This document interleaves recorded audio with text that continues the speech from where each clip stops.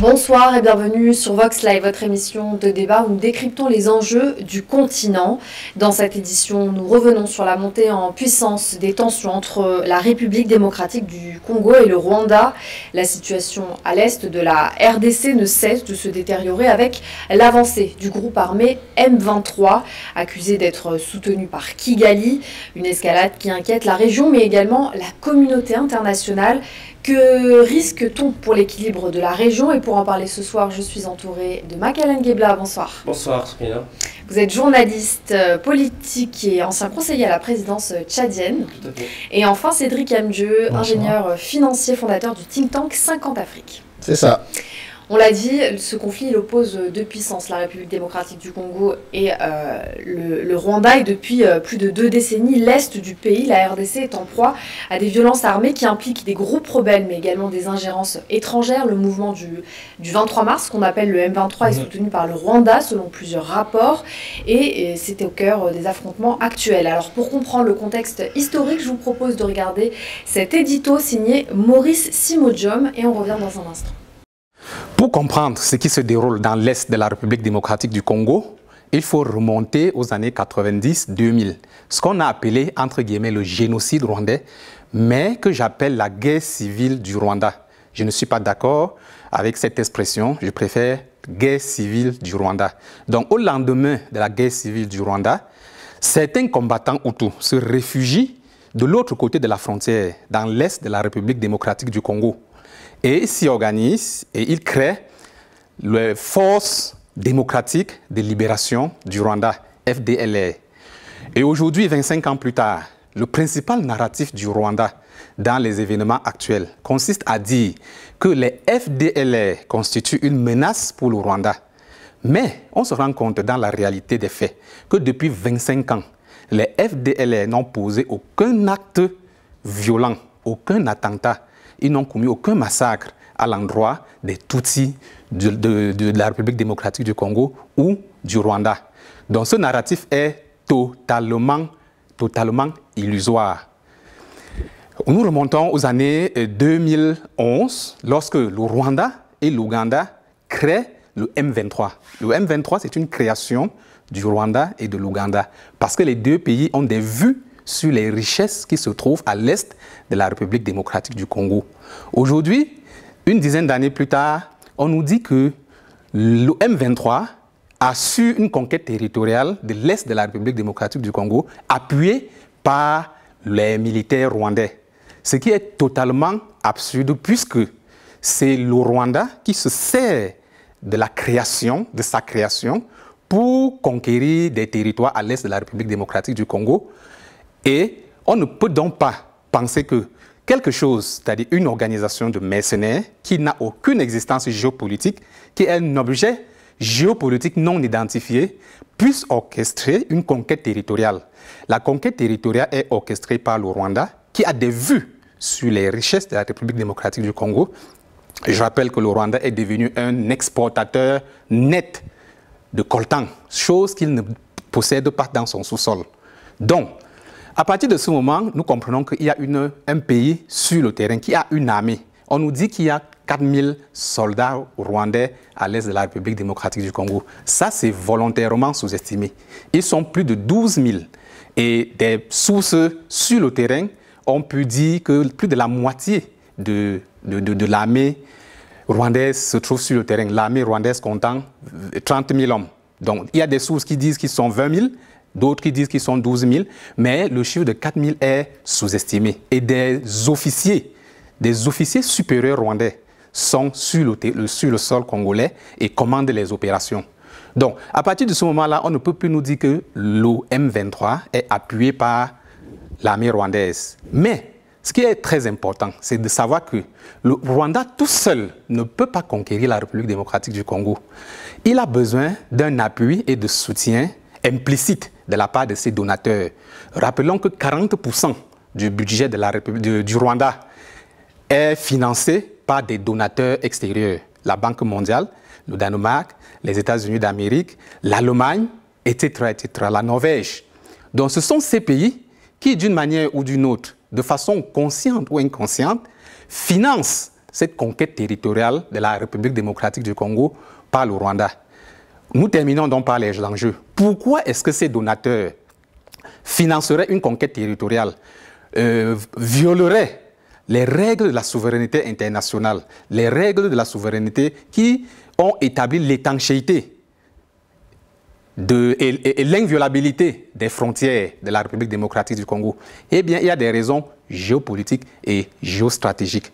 La RDC est un pays très vaste et très riche. Donc, les richesses dont regorge le sous-sol de la République démocratique du Congo intéressent les industries des puissances occidentales qui sont dans un besoin actuel de transformation énergétique. Il faut aller vers les énergies renouvelables. Tous ces minéraux critiques qui sont dans le sous-sol congolais, si jamais le Congo, la République démocratique du Congo, jouit de la sérénité, de la paix, de la tranquillité et peut disposer des contrats miniers, eh bien, que fera la République démocratique du Congo? Elle pourra signer des contrats avec des Russes, avec des Turcs, avec des Chinois, et j'en passe. Donc, on comprend que le monopole que l'Occident veut s'allouer vis-à-vis de ces richesses ne serait pas garanti. Donc, ces puissances ont intérêt à créer le désordre et ensuite disposer de conditions optimales pour l'exploitation de ces richesses. Cette pression sur la transition énergétique s'accentue dans le contexte de la transition vers le multipolaire. Étant donné que l'Afrique est convoitée par plusieurs puissances alternatives, alors les donateurs du Rwanda estiment que le moment n'est plus à faire des concessions.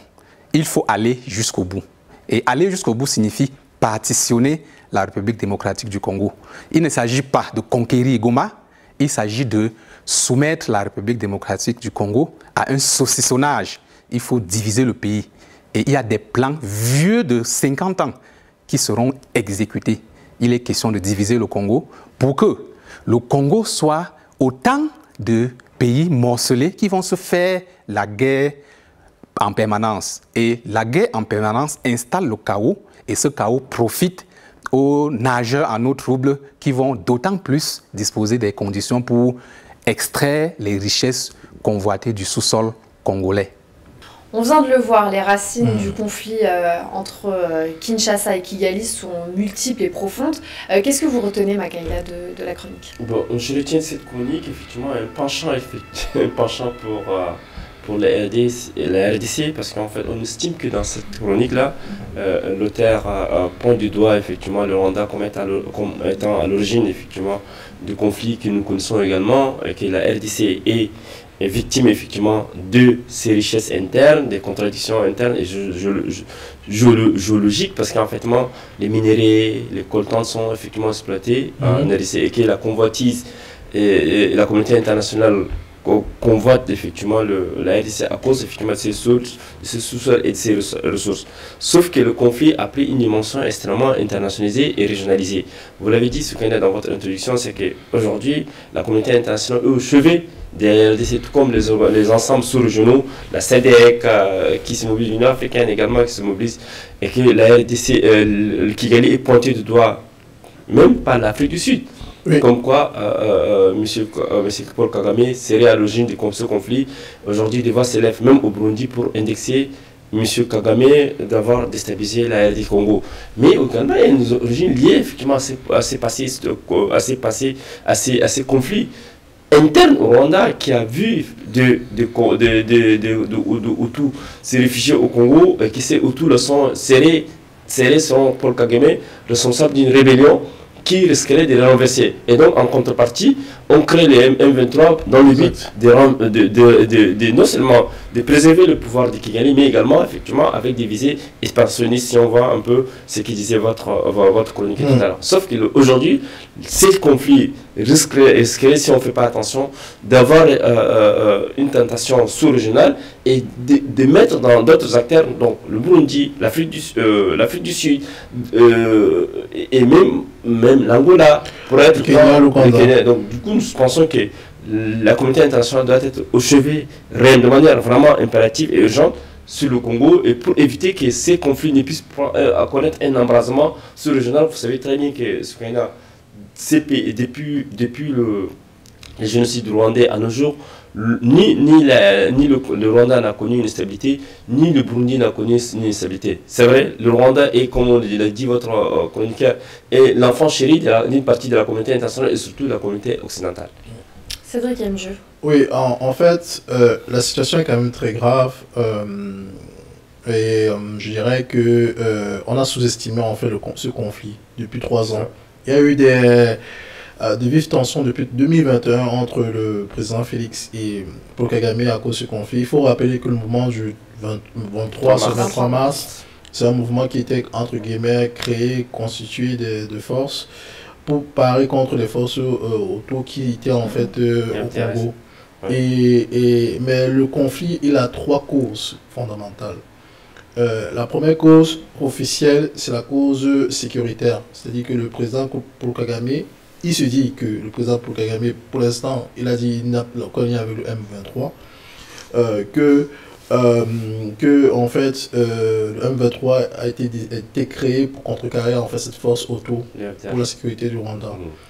Mais si on analyse en fait la plupart des villes qui sont occupées par le mouvement M23, au nord, au sud Kivu et au nord Kivu, en particulier la ville de Goma qui a été prise récemment, on se rend compte que Goma contient la plus grande réserve de coltan au monde.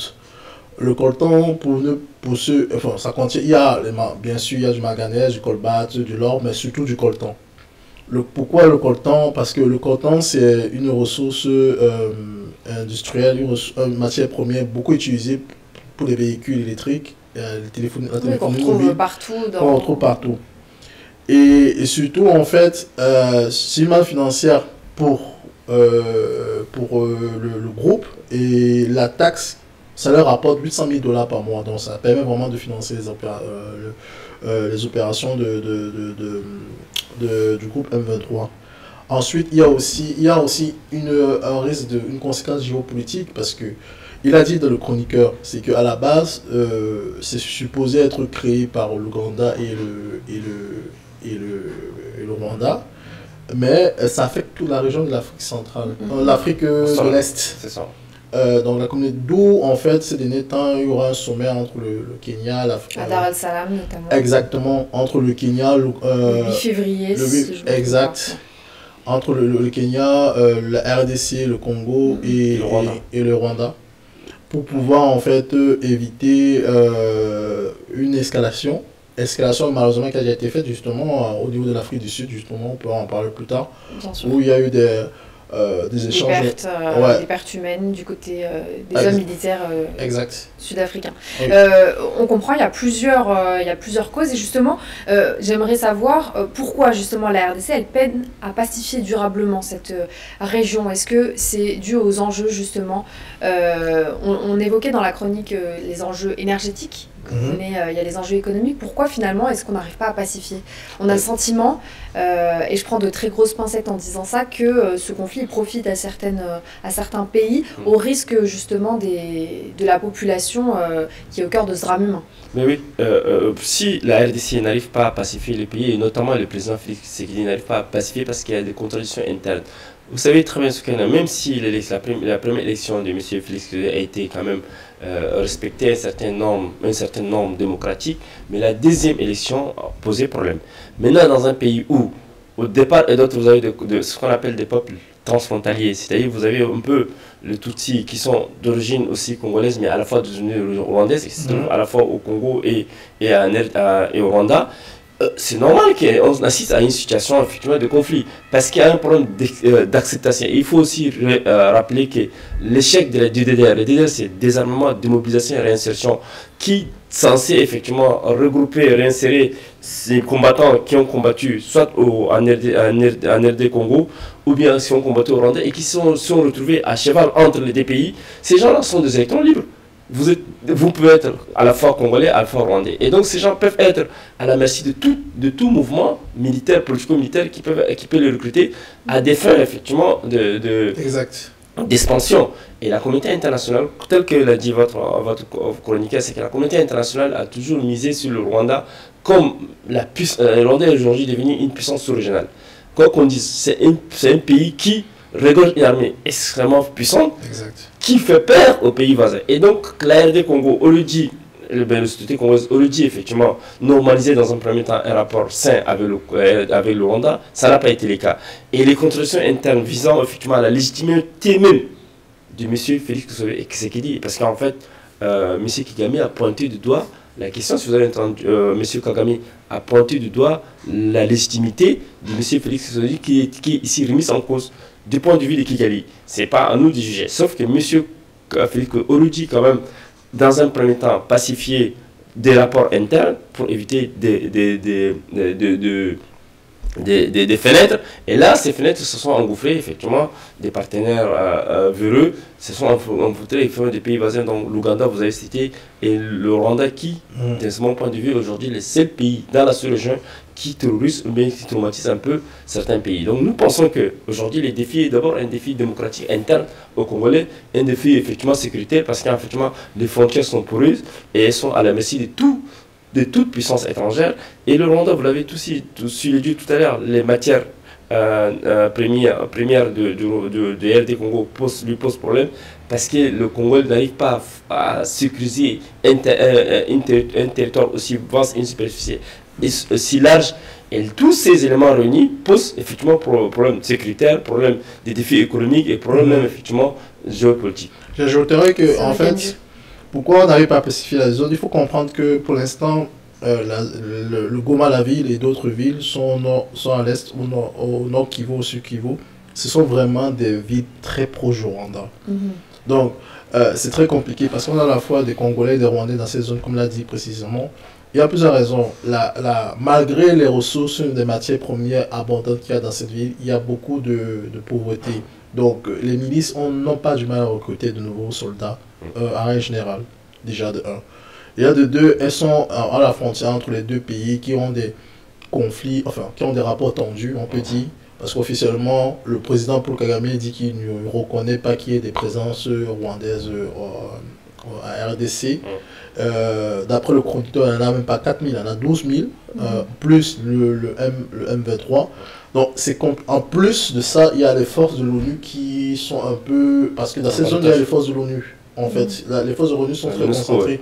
Exactement. Qui sont un peu partagées. Donc, du coup, c'est un problème qui est très important, très grave, parce que ça peut éclater au niveau de la sous-région. Mais ça a éclaté à la niveau de quand les forces multinationales ont été aussi mises en cause, quand les ambassades étrangères ont été brûlées, incendiées, parce qu'en fait, la République du Congo et les Congolais en général, qui ont manifesté d'ailleurs à Paris, c'était le samedi, je pense, une manifestation énorme à Paris des Congolais demandant effectivement à M. Félix Tshisekedi de prendre sa responsabilité et demander à la communauté internationale d'assurer aussi sa responsabilité internationale. Et donc nous pensons que ces conflits qui aujourd'hui mobilisent plus les efforts de la communauté internationale doivent être quand même un conflit au nom de la paix, au nom de la stabilité. Ça devait quand même être un conflit. Et pourtant le débat a l'air stérile, le dialogue a l'air stérile entre Félix Tshisekedi d'un côté et Paul Kagame de l'autre. D'ailleurs, la réunion qui devait avoir lieu a été annulée, elle a été reportée une deuxième fois. Est-ce que il en est de la responsabilité et de la communauté internationale, mais il y a aussi une prise de conscience à avoir au niveau des chefs d'État, Cédric? Je pense que c'est un peu de tout, parce que dans le sens où il a fallu que la ville de Gomé soit tombe, qui est 400 000 réfugiés, que l'ONU avait déjà alerté, mais que tout le monde, que ce soit la communauté internationale, l'ONU et tout le monde se rend compte qu'en fait c'est très grave ce qui se passe en ce moment entre la RDC et le Rwanda. Et malheureusement c'est un peu de tout. Et je dirais que il faut vraiment suivre cette actualité, sur ces situations avec beaucoup d'attention, parce que il y a un pire scénario qui peut être éclaté, c'est-à-dire qu'il peut y avoir un éclatement de la région de l'Afrique de l'Est. Maintenant, je dirais que c'est vraiment aux décideurs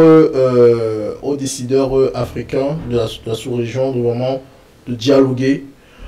Je crois qu'il y a quelques heures, il y a eu un cessez-le-feu déjà de la part qui a été annoncé de la part du mouvement M23 pour raison humanitaire. Ça a porté ses fruits. La région est vraiment sinistrée, donc pour l'instant, il faut continuer ce dialogue ce plaidoyer du dialogue entre les différents pays concernés. Oui, je vais pour compléter, effectivement, la SADC, c'est l'organisation sous-régionale qui, d'abord, dans un premier temps, avait invité les deux protagonistes, donc Paul Kagame et Félix Tshisekedi, de se trouver en Angola. Et Luanda a été un échec, parce qu'en fait, une des parties avait désisté, n'a pas voulu venir, c'était le Rwandais était là et les Congolais n'étaient pas là, je pense, si je ne me trompe pas. Maintenant, il y a une deuxième chance, c'est Dar es Salaam, en fait, c'est qu'il va avoir une rencontre à Dar es Salaam. Et donc, impulsé par la CEDEC et également par l'Union africaine. Et donc, d'abord, une résolution du conflit sous l'angle d'abord africain. Donc, ces organisations sous-régionales se mobilisent pour trouver une solution. Après, viendront, et vous avez évoqué tout à l'heure, l'aspect humanitaire. Il y a une crise humanitaire qui, effectivement, appelle la communauté internationale à réagir. Et c'est là où la chute de Goma a fait beaucoup de réfugiés autour des parts et d'autres, et donc des réfugiés, ce qu'on appelle des réfugiés internes également. Internes, des déplacés internes et des réfugiés, donc réfugiés. On parle entre 400 000 et 1 million. 400 000, ça montre forcément la gravité de la situation et l'urgence humanitaire dans ces zones-là. Donc nous pensons que la communauté internationale doit redoubler d'efforts et au regard de méfiance et de manque de confiance entre la communauté internationale et le Rwanda, entre la communauté internationale et aussi, vous savez très bien, parce que la communauté internationale et la RDC, parce que la RDC indexe la communauté internationale d'un certain laxisme. Et pour éviter que ces laxismes ne puissent pas continuer et poursuivre son chemin, il est impératif que des voix respectueuses du continent s'élèvent et même des voix respectueuses, même au niveau international, manifestent la volonté de sortir des crises. Sans cela, je pense que ça va être un conflit qui va encore pérennisé, étant donné qu'on assiste depuis un certain temps, depuis hier, aujourd'hui, l'escalade verbale entre Kigali, mais aussi avec l'Afrique du Sud. Oui, vous l'avez dit, l'Afrique du Sud, elle s'est exprimée, l'Afrique du Sud, membre de la SADC, l'Afrique du Sud qui a envoyé des troupes en RDC pour contrer l'avancée du M23. On va s'interroger justement au rôle que joue Pretoria dans la résolution, ou du moins dans la gestion de cette crise. Cédric Amjeu, aujourd'hui, pourquoi est-ce que l'Afrique du Sud s'investit autant dans cette crise? Est-ce qu'il y a une volonté de leadership continental? Est-ce que c'est une réelle, par souci de solidarité avec Kinshasa? Quelle lecture on peut faire de cette C'est un peu les deux, mais c'est surtout en fait éviter qu'il y ait un éclatement un scénario catastrophe, un éclatement de la région. Faut comprendre que le chroniqueur a dit déjà, il y a deux pays qui sont entre guillemets, trois peut-être qui sont impliqués, qui sembleraient être impliqués parce qu'aucun des deux pour l'instant n'a dit qu'il était impliqué. Il y a la RDC qu'on connaît, le Rwanda, et après il y a l'Ouganda et tout. Ensuite, il y a forcément autour le Kenya, le Burundi. Et donc, du coup, en fait, moi, du point de vue économique, il peut y avoir une grosse catastrophe du point de vue sécuritaire. Je pense qu'en tant que leader de la zone, surtout de la zone australe, Pretoria s'est dit qu'il faut qu'on intervienne. Voilà, il y a les pays de l'Afrique de l'Est, il y a un gros souci en ce moment, il faut qu'on intervienne, qu'on fasse preuve de leadership et qu'on essaie de résoudre le problème qui est très, très, très important. Et voilà, je pense que c'est surtout dans cette optique que malheureusement, il y a les échanges, il y a eu des victimes et les échanges ont été très réguliers entre les différents décideurs. Donc voilà. Mais je pense que l'Afrique du Sud est impliquée du fait qu'elle est aussi accusée, elle était accusée aussi par Kigali. Et Kigali reproche un peu à l'Afrique du Sud d'une certaine implication et d'un penchant pour Kinshasa. Pourquoi? Parce qu'en fait, les forces sud-africaines qui se trouvaient dans cette force multinationale seraient et ont été 13 ont trouvé la mort au cours effectivement d'affrontements ces derniers temps. Et vous savez très bien, il y a 5 ans, il y avait des diplomates rwandais qui ont été expulsés d'Afrique du Sud. Tout ça montre effectivement qu'il y a une méfiance très très réciproque entre Kigali et Pretoria et qu'aujourd'hui, pour Kagame, M.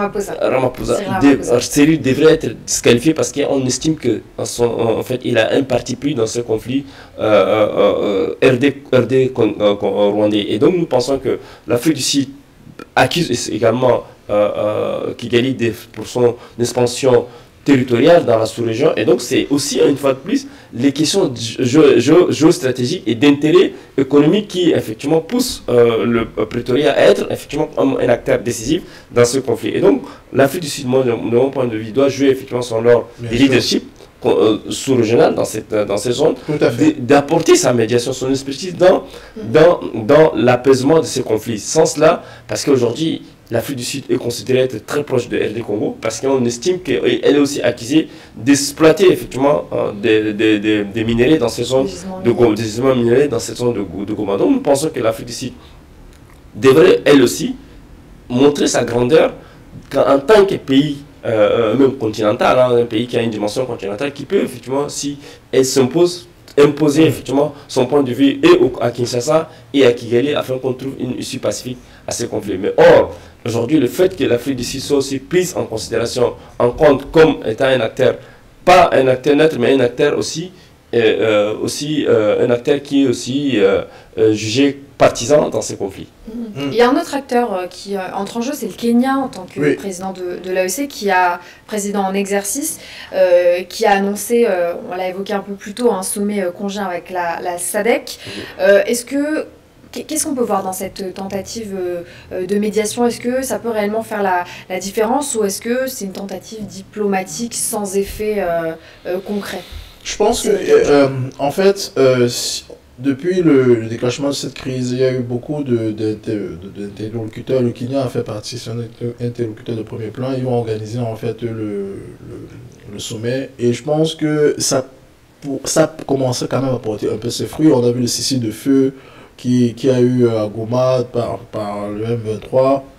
Entre en vigueur dès le 4 février. Exactement, à durée indéterminée, justement pour des causes, ils ont dit pour des causes humanitaires. Déjà, du point de vue nombre de victimes, en fait, ça va pouvoir, en fait, on va dire, calmer le jeu. Maintenant, l'urgence, c'est justement de créer des couloirs humanitaires, d'apporter une réponse à la crise humaine. Oui, exactement. Et le Kenya veut être aussi cet interlocuteur, évidemment, pour éviter un embrasement de la région et apaiser en fait les différents décideurs, enfin les différents partis pris durant de ce conflit. Maintenant, je pense que il y a aussi, on peut revenir revenir plus tard, il y a aussi des enjeux économiques et des retombées économiques qui peuvent être très importantes dans la région, aussi bien pour le Rwanda que pour la RDC. On y reviendra effectivement. Oui, moi je pense qu'effectivement, si aujourd'hui on ne se mobilise pas pour retrouver ou bien trouver une solution politique et un règlement pacifique à ces conflits, ça veut dire que les conséquences vont affecter tous les pays riverains. Exact. Les pays, donc, conséquences humanitaires, donc avec des flux de réfugiés de part et d'autre.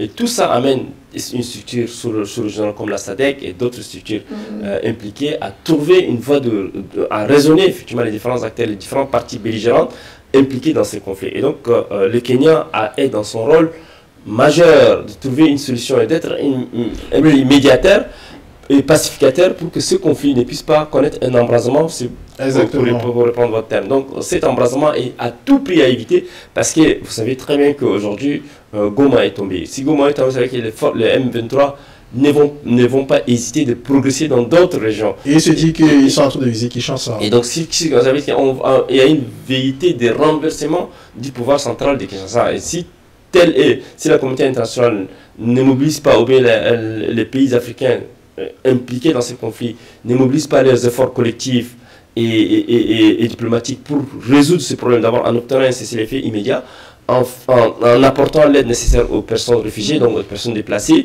en faisant en sorte que cette accalmie puisse quand même permettre, donner confiance à toutes les personnes dans cette zone et sécuriser la région effectivement du Grand Lac.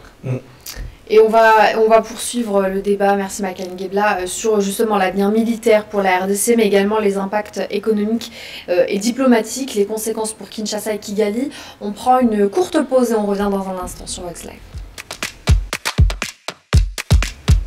Merci d'être avec nous. Le débat se poursuit. On l'évoquait juste avant. Quelles répercussions économiques et diplomatiques.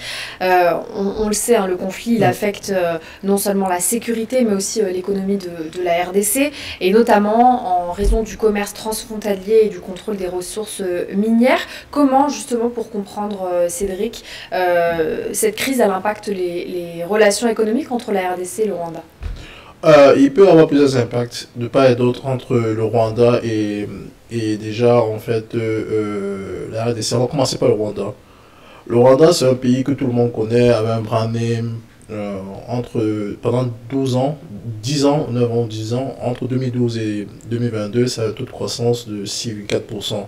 Donc, avec des investissements, je dirais bien, étrangers de 6%, 40%, on l'a dit dans le chroniqueur, la dette est détenue par des puissances ou des organismes internationaux. Donc, le Rwanda, c'est aussi une référence dans le hub, économiquement parlant, du point de vue technologie et de bonne gouvernance. C'est un exemple aujourd'hui.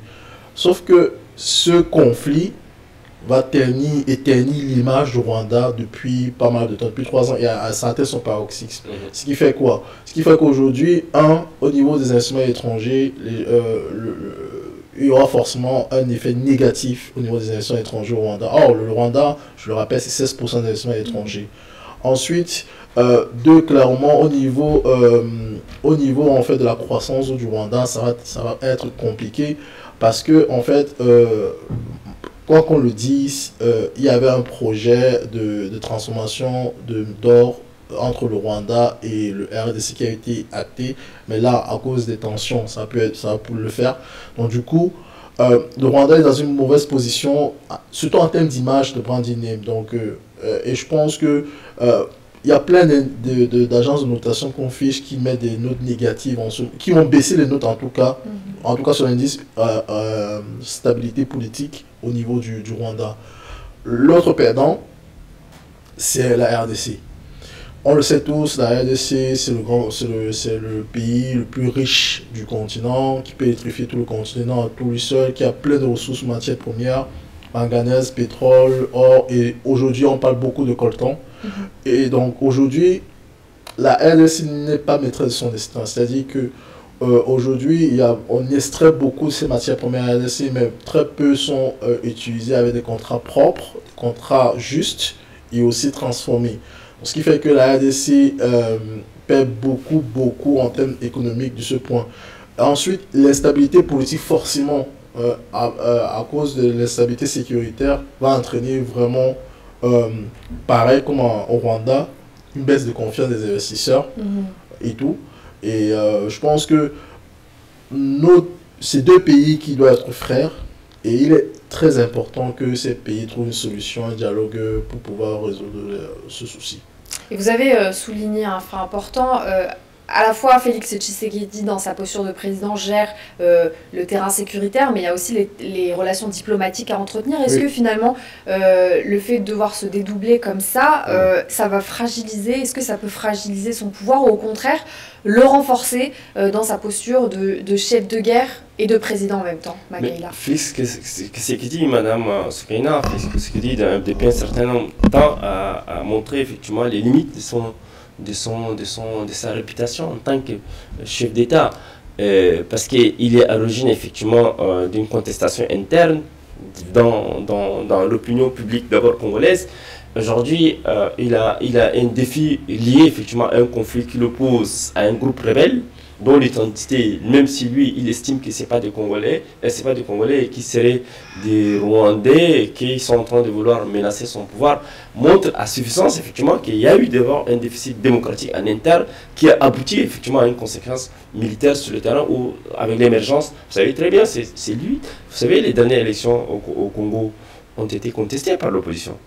Et donc, ces contestations et le fait d'exclure, on avait évoqué, je pense, sur ce plateau, la question effectivement de la justice au Congo. La question de la justice au Congo reste fondamentale. Et l'épineuse question pour la société civile, pour l'opposition, pour l'ensemble des Congolais qui pensent qu'effectivement ils sont exclus dans un processus démocratique. Donc moi je pense que M.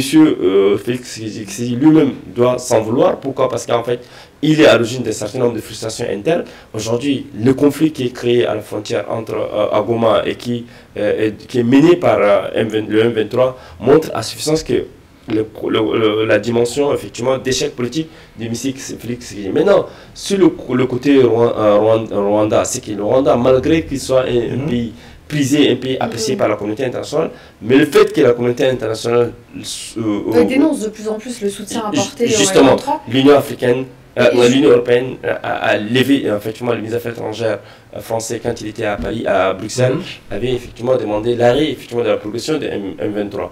L'Union européenne aussi emboîte le pas à Paris. Et donc, et jusqu'où justement le Rwanda peut aller sans s'isoler diplomatiquement? Maintenant, il faut compliqué. Eh bien, c'est très compliqué. Comme vous l'avez dit tout à l'heure, si un pays qui bénéficie effectivement de ce qu'on appelle la complaisance et le soutien massif et des partenaires internationaux, ces pays devraient quand même savoir raison garder, éviter d'être effectivement à l'origine de tout le feu de brousse dans cette zone-là. Et donc, monsieur Paul Kagame aurait dit quand même réfléchir parce qu'en fait, il doit son aura international, s'il doit effectivement cette légitimité internationale, il doit grâce effectivement à une certaine stabilité que vous avez décrit tout à l'heure. Maintenant, avec ce conflit qui l'oppose à Kinshasa, avec effectivement l'émergence des M23 qui veut à tout prix marcher sur Kinshasa, je pense que la communauté internationale risque d'être divisée. Parce qu'il y a des voix s'élèvent sur le continent indexant pour Kagame d'être à l'origine de ce conflit. Certainement que la communauté internationale, même si elle s'est rangée derrière Kigali, et à un moment donné, ils vont essayer de freiner et puis reconsidérer un peu leur approche. Et donc ça va fragiliser un peu la politique de M. Paul Kagame à l'international. Moi j'ai une lecture un peu partagée par rapport aux actions du président Félix. Bon, certes, il n'y a rien de parfait au RDC, il y a beaucoup de choses du point de vue politique qui doivent être refait. Mais si on analyse l'historique, le M23 existe depuis plus de 20 ans. Ça a été dit dans la chronique. Et il faut le rappeler aussi, la RDC, c'est une démocratie qui est très jeune. Les premières élections qui ont été, je dis bien, les premières élections qui ont été faites de manière démocratique à la RDC, c'était en 2011. Avant, c'était que des guerres, des dictatures. Donc c'était même d'ailleurs au Kabila. Je crois que c'était Joseph Kabila. Et donc, il y a eu toujours un conflit, il y a toujours une espèce de rapport conflictuel avec le Rwanda. Et il semblerait qu'au début de son mandat, en tout cas, le président Félix voulait se rapprocher justement pour faire table rase du passé. Mais malheureusement, avec l'émergence du M23 et le sursaut et surtout le pic depuis 3 ans, en fait, on parle de 3 ans, il y a eu des petits mini-sommets qui ont été faits avec, je crois qu'ils ont été faits avec le président Macron. Il y a eu des mini-sommets qui ont été faits des présidents africains. Aujourd'hui, ça va être des sommets avec le président kenyan. Donc il y a eu beaucoup d'interlocuteurs durant cette crise. Et je pense que on doit trouver une solution. Mais effectivement, pour ce qui est des actions de M. Félix, c'est graduel. Il y a des choses à faire.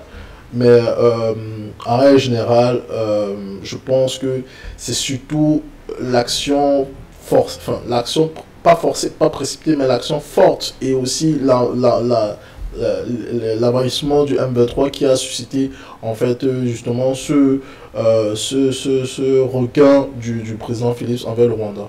Et à l'inverse, du coup, Paul Kagame, qui est sous pression, sous le feu des critiques de la communauté internationale, quelle position il a justement en termes de diplomatie? Je posais la question à Makaïla, jusqu'où il peut aller finalement sans s'isoler diplomatiquement? Est-ce qu'il n'y a pas un moment où ce sommet au Kenya peut lui permettre de revenir un petit peu sur sa posture? Moi, je pense que c'est un sommet de rattrapage. Et il doit saisir cette opportunité pour pouvoir effectivement réconcilier et se concilier avec la communauté internationale, étant donné qu'aujourd'hui, tous les tirs croisés tombent sur Kigali, parce qu'en fait, on a un peu exempté Kinshasa parce qu'il est d'être victime d'une certaine invasion, pour reprendre votre terme.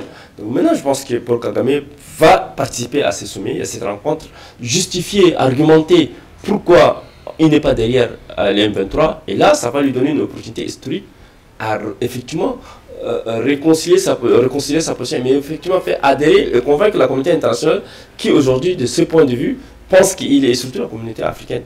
Parce que même là, dans votre chronique, l'auteur disait que le Rwanda est soutenu par l'ensemble de la communauté internationale. Il a cité quelques pays, donc les pays occidentaux. Maintenant, du côté des pays africains et les pays riverains à la RDC, et au Rwanda, on pense que c'est Kigali qui est derrière effectivement les M23, et donc c'est une occasion historique pour M. Kagame de justifier effectivement qu'il n'est pas derrière les M23 et que ce conflit c'est un conflit interne au Congo, et cela ça peut peut-être les dédouaner d'une accusation internationale. C'est un conflit de rattrapage, vous partagez cette... Oui, et je dirais que jusqu'à maintenant, jusqu'à peu même, le président Paul Kagame avec une grande une légère grande marge de manœuvre. Pourquoi? Parce qu'il avait à son actif beaucoup de choses. Le redressement du Rwanda, les taux de croissance du Rwanda, le Tech Hub au Rwanda, la bonne gouvernance au Rwanda, les propositions au niveau de l'Union africaine pour l'indépendance de l'Union africaine, sa gouvernance à lui. Bref, le Rwanda, c'était le mini-modèle parfait, ou est le mini-modèle parfait d'un pays émergent africain. Donc il y avait une certaine marge de manœuvre. Depuis 3 ans, en fait, malheureusement... Il commence à gêner. Pardon? Il commence à gêner. Oui, depuis 3 ans, à cause de ce conflit, ça devient très compliqué.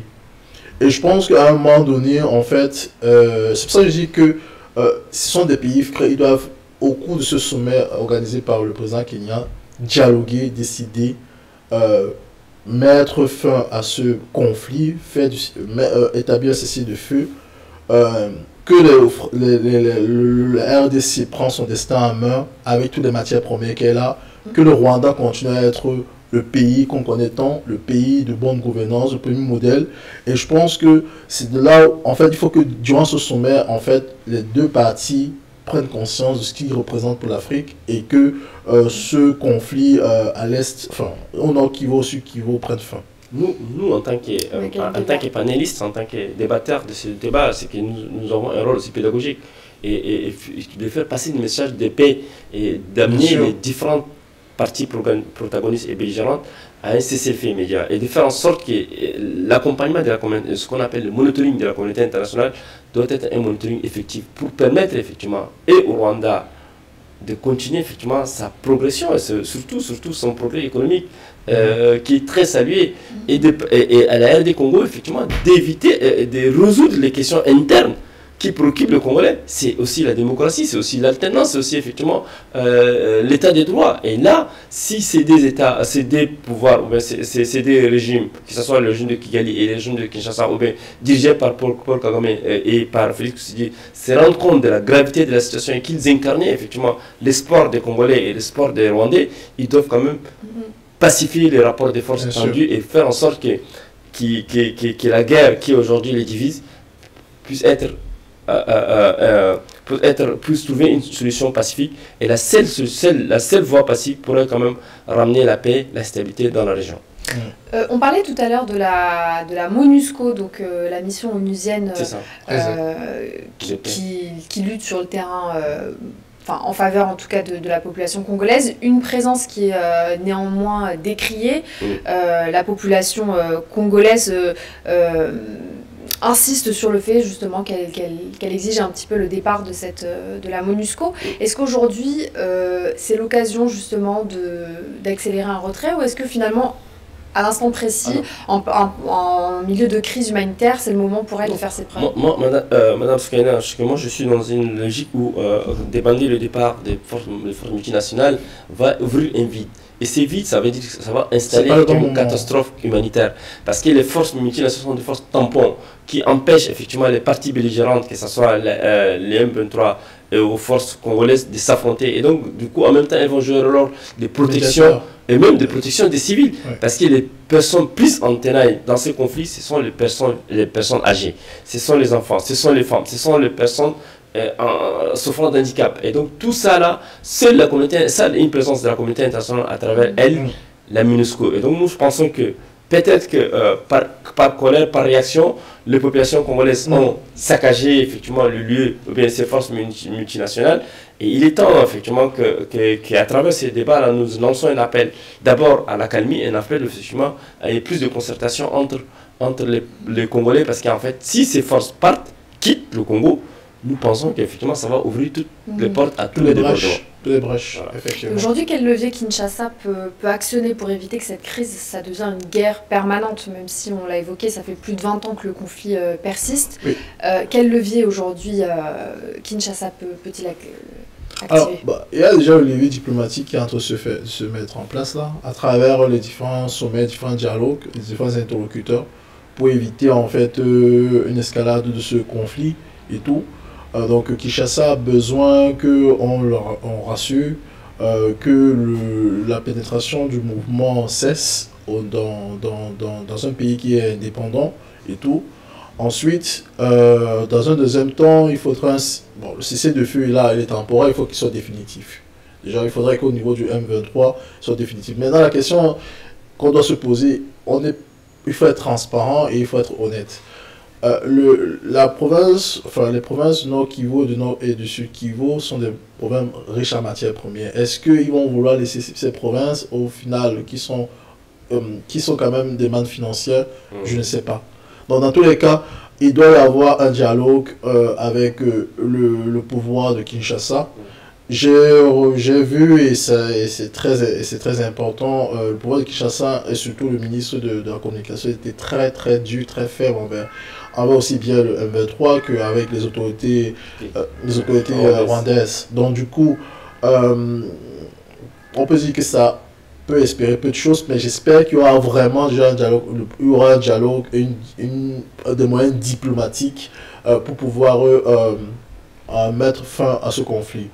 Maintenant, si ça ne marche pas, officiellement, ce M23 qui est un mouvement rebelle, qualifié de mouvement rebelle, aussi bien par la communauté internationale que par le pouvoir de Kinshasa, donc il faudrait que, du point de vue militaire, et typiquement, s'il n'y a pas de dialogue dans les différents sommets, je pense qu'un sommet ne va pas suffire, dans les différents sommets, que déjà on ait des troupes congolaises à sécuriser le pays, à sécuriser les victimes, et surtout c'est un pays qui est indépendant. C'est pas normal qu'il y ait un groupe rebelle qui prenne quand même une partie, et surtout une province comme une ville comme Goma ou bien une province comme le sud de l'Est qui regorge d'une grosse manne en matière première. Moi, je pense qu'effectivement, aujourd'hui, la RD Congo est amputée d'une partie importante, historique, stratégique, économique parlant. C'est que le Goma et le Nord Kivu est sous contrôle d'un groupe armé. Et donc, aujourd'hui, il y a un contentieux qui va se passer sur la question de la mainmise totale de la RDC sur son territoire. Et donc, Goma échappe effectivement au contrôle de l'administration publique, donc l'administration centrale de Kinshasa. Et donc, aujourd'hui, la balle est dans le camp, effectivement, de toutes les parties en conflit ici présentes.